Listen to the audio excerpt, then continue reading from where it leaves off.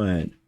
What's good, y'all? It is your boy Be Nice or Else here, and we are here for another Creator Conversations.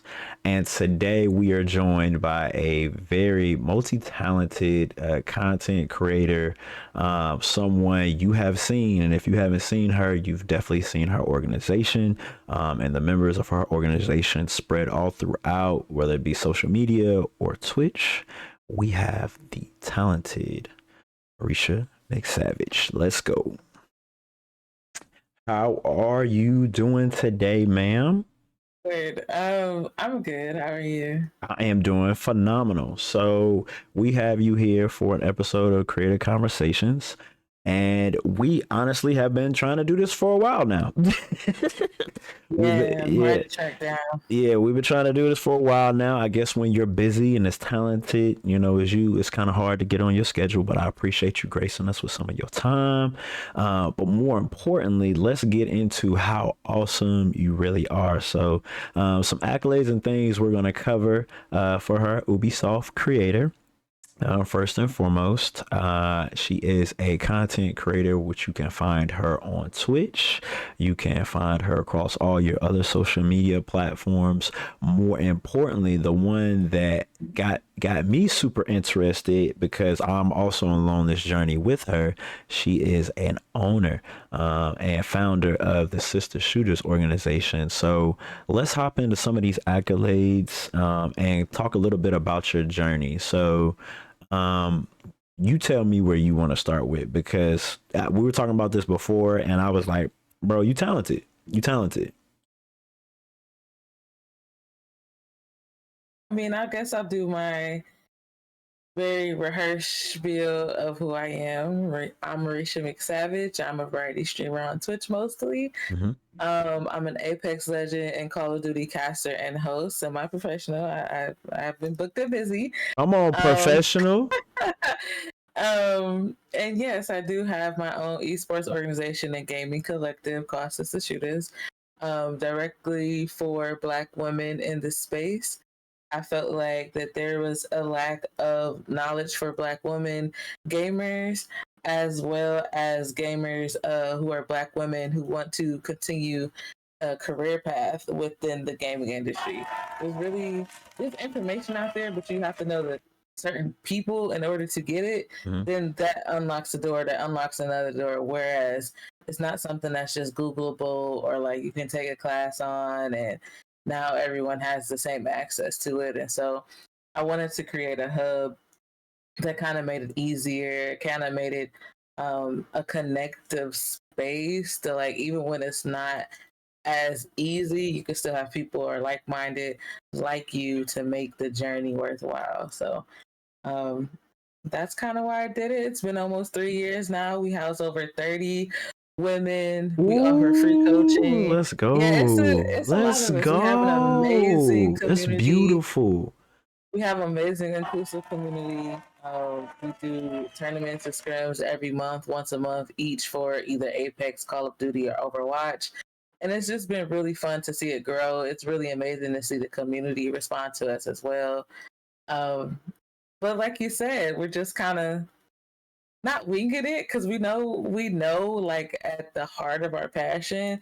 But like no one knows what's going on in esports for real. Like we Nah. just know we love video games, Yep. like And that's just we're it. all figuring it out on together. I think that's the Yeah. great thing about it. A lot of the people that I'm interviewing that we work with, that we collab with, have that same kind of tagline like 3 years ago. Like the pandemic really kind of showed us that we don't necessarily have to hate what we do for a living. We can love it, and then we can also figure out a way to make it a living. So, For sure. so glad that you decided to share your journey with us. I loved hearing you talk about Sistashootas. I'd seen the glimmer in your eye. I seen the excitement when you were doing that. But even before we got to Sistashootas, before we got to you becoming an Ubisoft creator, what got you to the point where you felt like content creation, playing video games online, was something that you wanted to do? Um, well, I've always played video games Yeah. like all my life, like earliest memories, doesn't matter what it was. But if I had to be specific, like Jack and Dexter, Ooh, go. Soul Calibur, Midnight Club 3, Double Division, like we're getting older and older. So I've always had a thing for video games. And then once I got older, Call of Duty, and just got more and more. And so I think it was just overall the creativeness, the time you can spend with it. Like I'm the oldest, so I kind of spend a lot of time by myself. Come And on, oldest kids, we together. We together. and like my background, my history is I'm a performer for 16 years now, 17 years. So I'm trained in stage and film. That's what I got my degree in. That's what I teach in and things like that. And so when the pandemic hit, we weren't really allowed to teach, obviously, in classes anymore. And it kind of moved online. And so um, that was great, but I felt like a void was missing in like my creativeness. Like I wasn't able to like be free, and I never really had the time to stream. And I know streaming was just like it was always around like YouTube and things, but not as successful as it is now. And it wasn't until the pandemic when I actually had the time to be able to stream, because either I was working, then I had rehearsal, then a show, working, rehearsal, show. Like it was never, I never literally had time. And usually those shows will travel. So my last working show was like a musical, actually, a really good musical. And one day I just was like, I can't just not do nothing. Like Yeah. it was just get into me. Like that's just not who I am. Like I create. Like even in here, if I pull my camera Aesthetically, around, it looks beautiful. there's paintings everywhere that I've done, and it's just I have to create in some type of way.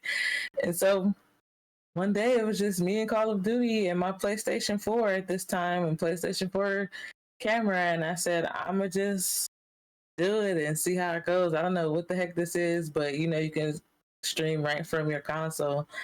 And I've always had a thing, the nerd or geek way, whatever, for Disney. And so I would name my titles of my streams like certain Disney lyrics. And a lot of people will come in and finish those Disney lyrics. And that's how I kind of like found my people, really. And like to this day, I still kind of do it with music here and there. And I just happen to like it. Like it just allowed me like streaming and content creation in this way, because I've always technically been a content creator if you think about it. Yeah.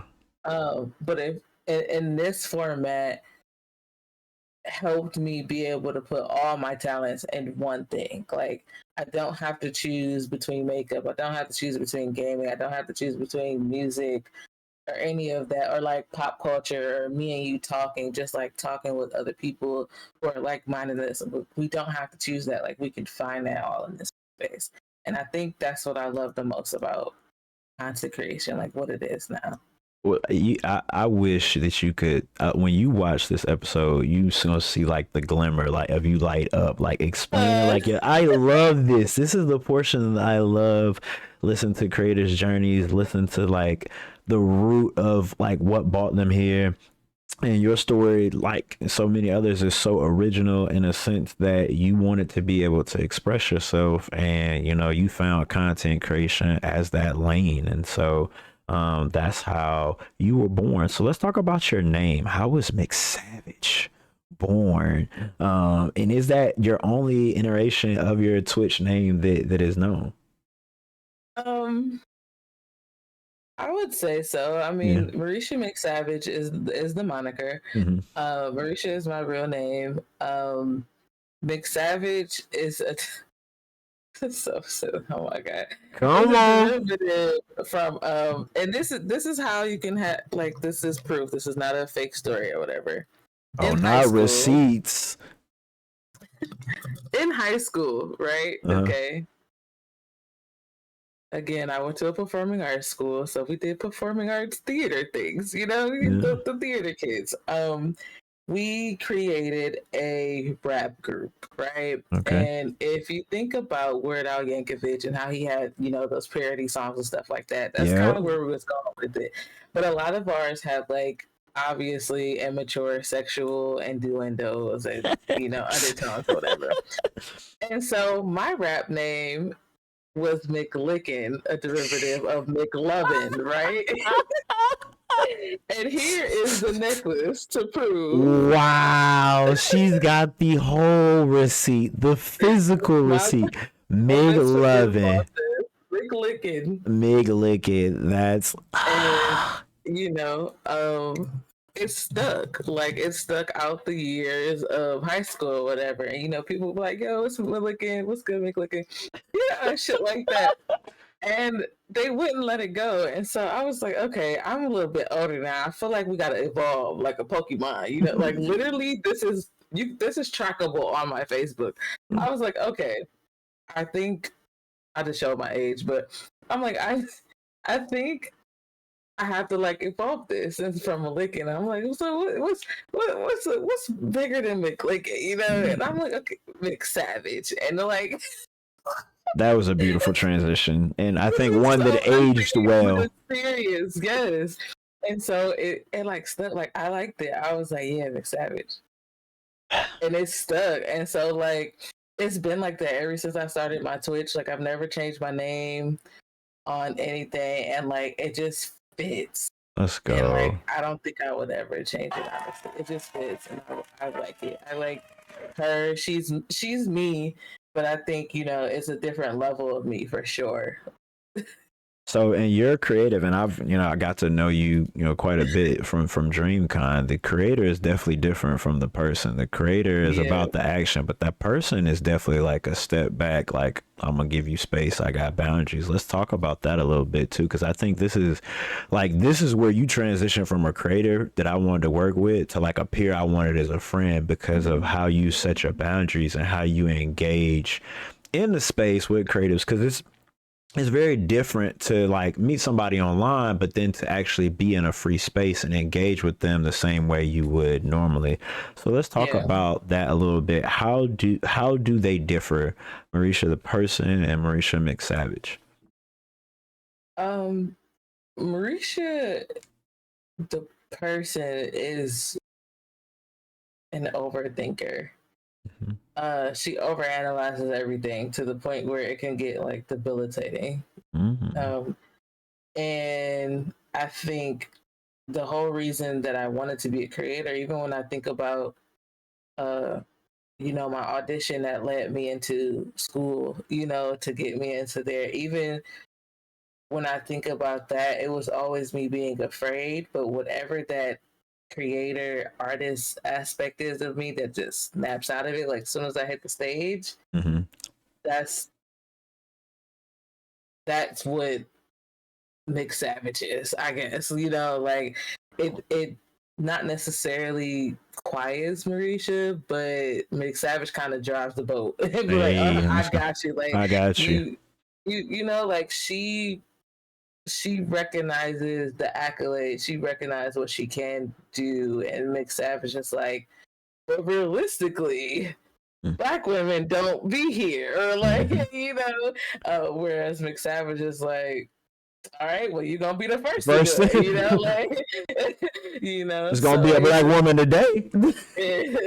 Somebody got to do it, I guess. It's got to be us, and that's honestly that's kind of how Sistashootas was created. That's a whole another subject, but I find, before we change into a different subject, I do find it hard to balance the two sometimes, because Maurisha is not very I won't say personable, because when I love people very hard.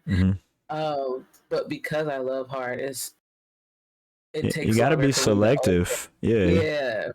And like in this space, people are so fickle. Child, yes. A lot of people don't know who they are, and so you would think you get along with them well, but you get around them, and it's like, wait a second, this is not the same person. You're putting on an act or a facade.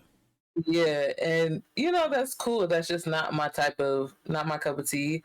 I also feel like I'm a lot older than a lot of people in this space, and so it's easier for me to just like pull away, And people, take that.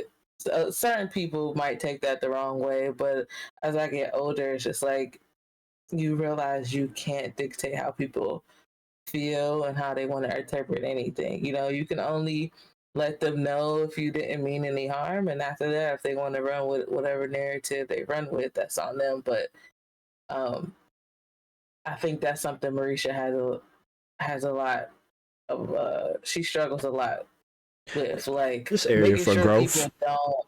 Yeah, like Yes. making sure people don't like dislike her in that way. Like she really cares about that, but McSavage would be like, "Fuck it," because she ain't do shit in the first place, and you should have stayed going. Like, so it's hard balancing those emotions because I feel like Maurisha keeps her grounded. Like she does keep her grounded, but at the same time, you can't stay on the ground level if you want to go up. Oh, Yeah. that's a bar. That's our bar. That's our bar. That's a bar. Like you We might steal just that one. That was gonna be clippable for sure. For sure. You can't stay on the ground if you want to go higher. Bar. Big bar. With that being said, you did decide to go higher, and we're gonna transition into that. So we got Sister Shooter, we got the different avenues that you're a creator from. Where do you see yourself individually as a creator, and then where do you see Sister Shooters moving forward as we're finishing up 2023 going into 2024?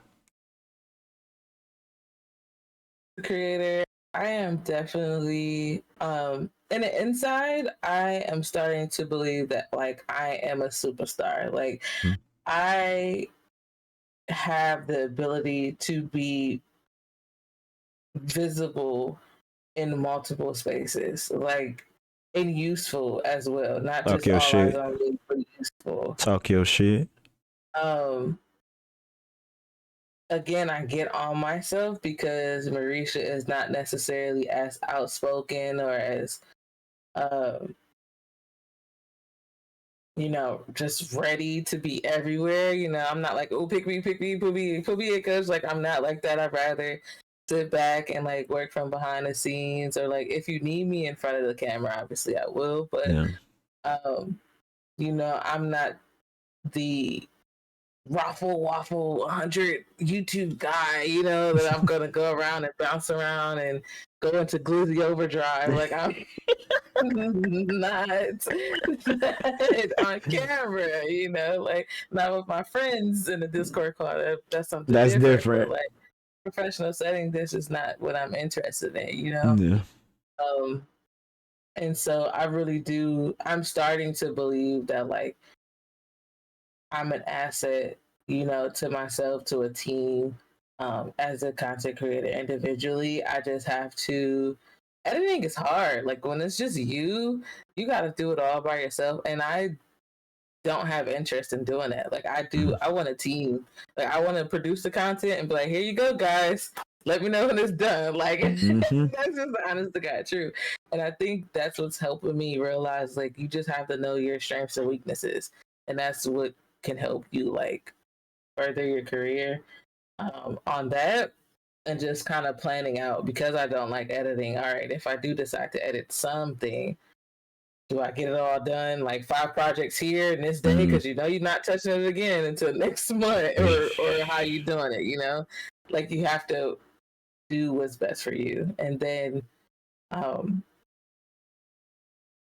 for Sister Shooters, I definitely am learning to look at myself as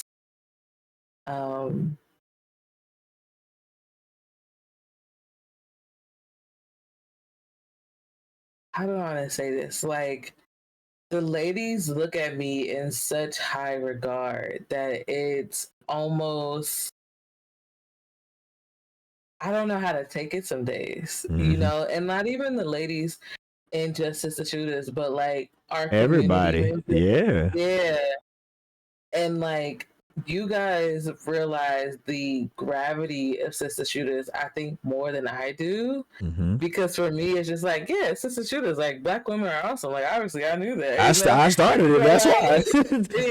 Yeah, but like when I do win things like Black Excellence with X said, and I'm in rooms with EA. I'm an EA creator. I'm a Ubisoft creator. I'm working with Women in Games International. Like when I am working with established business people and they just light up and listen when I explain Sistashootas and want to offer help and things like that, then I realize that it's bigger than me. And I've said this before. I've said this to Exit in their YouTube profile, whatever. I just was like, it's easier for me to talk about Sistashootas because it's not a me thing. It's a we thing. It's a we thing. And like the women in Sistashootas are so amazing. Like some of the best content creators, some of the best shooters out there, some of the best coaches, like you would have never known. And it's just like, why isn't there a spotlight for us, you know, for them really? Because honestly, if I could just sit back and like, here's your paycheck for doing this, would be great, I would be fine doing that. Like I would be fine and just stream here and there, like that's fine. But like to be the powerhouse of an organization where they don't have to worry about like going to 3-4 jobs or like this or that, you know, like let the organization really be their job. Like that is the dream that I have for Sistashootas. And in the next upcoming year, I won't say we'll get there just yet, but we definitely plan on stepping out and doing lands and getting them introduced to you know, that type of territory, and so that they can start dominating in other spaces, whether they want to be a gamer or production or caster, observer. We try to teach them all the terminology for, like I said earlier, the gaming industry in general. People kind of center themselves as a gamer, but there's so many more jobs than just gamer in the gaming industry. So yeah, and like try to prepare them from that. Yeah, and that's so awesome because like me and you were talking about, like the gaming industry is still very much under development. Everybody's still figuring it out. So the faster we as community leaders, as organizers can get these resources to our community, the more foothold POC Black Blerd nerds can get a trench hole in this space, because popular to contrary belief, even though we are the minority in the space, we can just, like everything that we touch, we control the swag, we control the culture of this, you know, so whether it's games that people are playing them, how they're playing them, or how they're being received. So organizations like Sistashootas, like Blerds Unite, like Black Girl Gamers, RDC World, all these other different organizations are needed because we need representation in these spaces. Not only that, like we need to get paid for it. Like, you know, Maurisha brings years of entertainment industry experience, right? Before she was a streamer, before she was a content creator, years of entertainment experience. Someone who has years of entertainment experience should be paid for their knowledge base. I have years of customer service, networking, community building experience. When I step onto a project to manage that, I expect to be paid for that, not just because I'm new to this space, because I'm not new to organizing. And that's why, you know, her organization, what she does individually resonates so much with us at Blerds Unite, because it literally links and it's synonymous. Those are the same things we're trying to do. And, you know, so happy. Trying to pay more people, man. Yeah. It's hard by yourself, man. It's hard. It's so hard. They don't teach us those secrets. No, they don't. Teach us those. They don't, because up top, you know, they're used to having somebody in a position already to rub hands to help them along the way. And so, you know, the reason that we're doing these creator conversations is to be able to show blerds and nerds alike, the people that look like us, that we really don't have to hate on each other on the way to the top. We really don't have to step on the way to the top. We really can hold hands. We really could do this together. And as long as people are open and willing to do that in order to be accountable for their actions, if, you know, if they mess up, but more importantly, be willing to share that information and not gatekeep, and to want our community to grow and thrive. So with that, that is going to be it for our creator conversation for today with Miss Maurisha McSavage, and the founder of the Sistashootas. Would you please go ahead and tell everybody where they can find you at on the socials? I'm trying to get my Sister Oh, Judo, bucket head. come Okay. on, Bucket Hat. Come on, Bucket. Oh, also too, With one. the big creator on the Yeah, side. that's what I was about to say. Also, too, another thing that me and her are locked in on is we're both big creators. Let's go. Yeah, big creator. It's great to see how big it's grown. I was one Yeah. of the 5 pioneers in the beginning, and Mhm. so community has been a big part of Sister Shooter as well, my own growth as an individual. So shout out to them. Yep. Shout out to Um, Supreme. and so, that's my sister. Yeah, That's my yeah, sister. yeah, yep. And so I'm super excited. So I like came like right after her, but I'm gonna be honest, I've been quiet. I'm always plotting. That's I'm because you super. behind the scenes. Yeah, You a yes. So I'm force super. behind the Yeah, scenes. I'm super excited to be able to sit down and talk to Supreme a little bit more. Talk to Maurisha a little bit more. You know, even mentioning community as we're wrapping up, another organization that is a part of this process of us getting our niche in these spaces, esports and gaming and streaming and content creation. People already steal our stuff. Why not just pay us for it so we can do it the first time right? But go ahead, That part. go ahead and do those plugs where we can find you. All right, you can find me, Maurisha McSavage, on Twitch, Kick, YouTube, Instagram, and then on Twitter, Maurisha McSavage. Yeah, and then also make sure you follow Sister Shooters on all platforms as well.